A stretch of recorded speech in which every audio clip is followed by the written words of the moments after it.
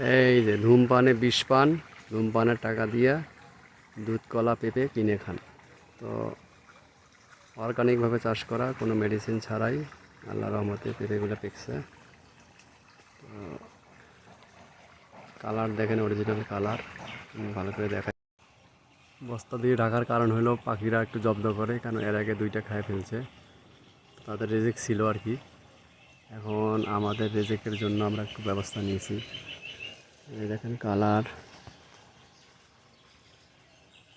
যদিও এখনও পুরোপুরি পাকে নাই, তবে গাছ থেকে পারলে পুরোপুরি পেকে যাবে। এই আর কি এই অবস্থা। সকলকে ধন্যবাদ ভিডিওগুলো দেখার জন্য।